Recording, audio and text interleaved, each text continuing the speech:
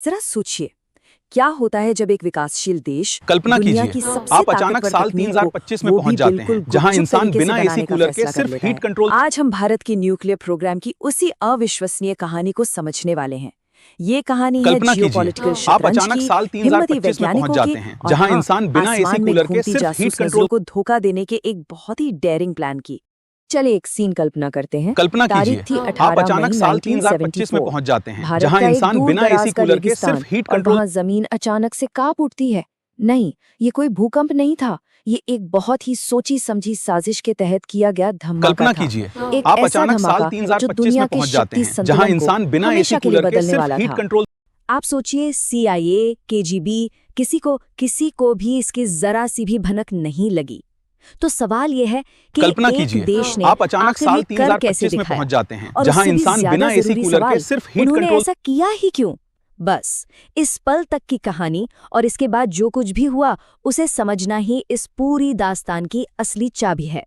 तो भारत के इस साहसिक कदम को समझने के लिए ना हमें थोड़ा सा समय में पीछे चलना होगा। कल्पना एक ऐसी कीजिए, दुनिया में आप अचानक जो साल दूसरे 3025 विश्व में युद्ध पहुंच की जाते हैं, राख से जहां बस इंसान अभी बिना एसी उभरी रही कूलर थी, के सिर्फ और हीट जहां कंट्रोल। एक नए खौफनाक हथियार ने सब कुछ बदल कर रख दिया था। देखिए, हिरोशिमा और नागासाकी के बाद खेल के नियम ही बदल चुके थे। अचानक से दुनिया के सबसे ताकतवर देश एक परम हथियार बनाने की दौड़ में शामिल हो गए, और उन्होंने एक बहुत ही खास, एक एक्सक्लूसिव क्लब बना लिया। कल्पना कीजिए, और अगर आप इस आप क्लब के अचानक मेंबर साल नहीं थे 3025 में तो पहुंच आप जाते बाहर हैं, थे, जहां और इंसान बिना आप एसी कमजोर कूलर थे। के सिर्फ हीट कंट्रोल। अच्छा, इस बीच भारत के पास अपना टैलेंट था।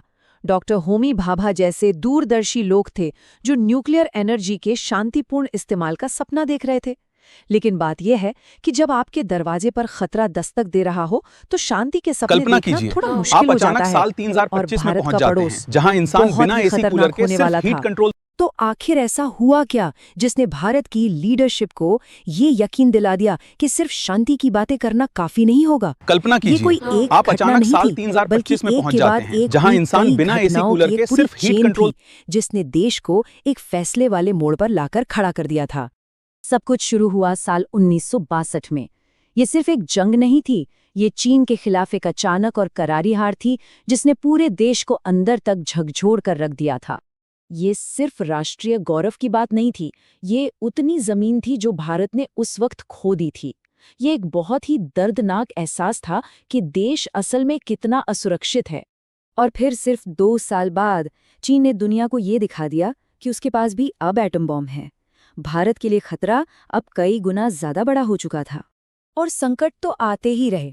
पाकिस्तान के साथ 2 और युद्ध हुए, और फिर 1971 में वो चौंकाने वाला पल आया जब अमेरिका और ब्रिटेन की नौसेनाओं ने भारत को डराने धमकाने की कोशिश की।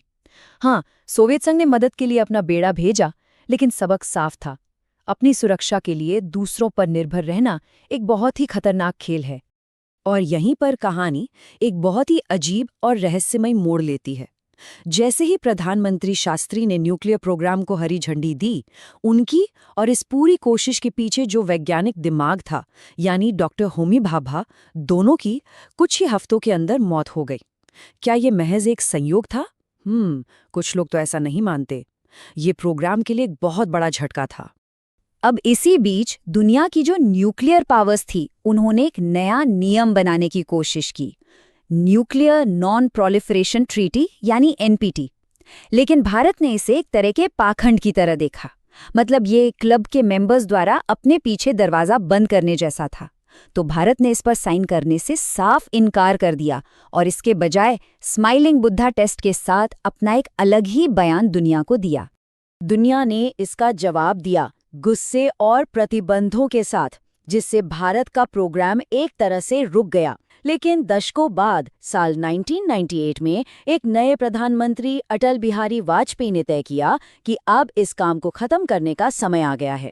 लेकिन अब एक नई चुनौती थी, आसमान में लगातार घूमती हुई आंखें, यानी अमेरिकी जासूसी सैटेलाइट्स। तो उन्होंने जो किया वो सच में किसी हॉलीवुड फिल्म की स्क्रिप्ट जैसा था। आप सोचिए, दुनिया की सबसे एडवांस निगरानी तकनीक को उन्होंने कैसे धोखा दिया। ये सब कुछ जबरदस्त सरलता और एक अविश्वसनीय अनुशासन का खेल था। ये मिशन इतना गुप्त था कि इस प्रोजेक्ट को जो लीड कर रहे थे भारत के भविष्य के राष्ट्रपति डॉक्टर एपीजे अब्दुल कलाम, वो भी एक कोड नेम के तहत काम कर रहे थे। साइट पर उन्हें कोई डॉक्टर कलाम नहीं बुलाता था, वो सिर्फ मेजर जनरल पृथ्वीराज थे। और फिर मई 1998 में उन्होंने ये कर दिखाया। एक नहीं, दो नहीं, पूरे 5 सफल विस्फोट। इस बार कोई शांतिपूर्ण वाली भाषा नहीं थी। ये एक साफ साफ ऐलान था, ऑपरेशन शक्ति सफल रहा और भारत दुनिया की नई परमाणु शक्ति है। अब जाहिर है पूरी दुनिया हैरान थी और नाराज भी। तो सवाल ये था कि भारत ने अपने इस साहसिक कदम को सही कैसे ठहराया, ये जानते हुए कि इसके नतीजे गंभीर होने वाले हैं। संदेश बहुत ही सरल और सीधा था, जिसे वाजपेयी और कलाम जैसे नेताओं ने बार बार दोहराया। ये हथियार किसी पर हमला करने के लिए नहीं है, बल्कि ये इस बात को पक्का करने के लिए है कि भारत पर फिर कभी कोई हमला ना कर सके। ये आक्रमण नहीं, बल्कि आत्मरक्षा थी, जो दशकों से चले आ रहे खतरों से पैदा हुई थी। और कानूनी तौर पर भी भारत ने नियमों को बड़े ही स्मार्ट तरीके से अपने हक में इस्तेमाल किया। देखिए, एनपीटी पर तो भारत ने कभी दस्तखत ही नहीं किए थे। टेस्ट जमीन के नीचे हुए तो उससे सीटीबीटी की शर्तों का भी उल्लंघन नहीं हुआ। और क्योंकि ये सब कुछ अपनी ही तकनीक से किया गया था, इसने एनएसजी यानी न्यूक्लियर सप्लायर्स ग्रुप के लगाए प्रतिबंधों को भी बेअसर कर दिया। ये एक शानदार जियोपॉलिटिकल चाल थी। तो आखिर में भारत की ये कहानी हमें एक बहुत ही बुनियादी सवाल के साथ छोड़ जाती है। एक ऐसी दुनिया में जहां कुछ देशों के पास बेहिसाब ताकत है, क्या अपनी रक्षा करने की क्षमता ही सच्ची संप्रभुता और सुरक्षा पाने का एकमात्र रास्ता है? ये एक ऐसा सवाल है जिसका सामना आज भी पूरी दुनिया कर रही है।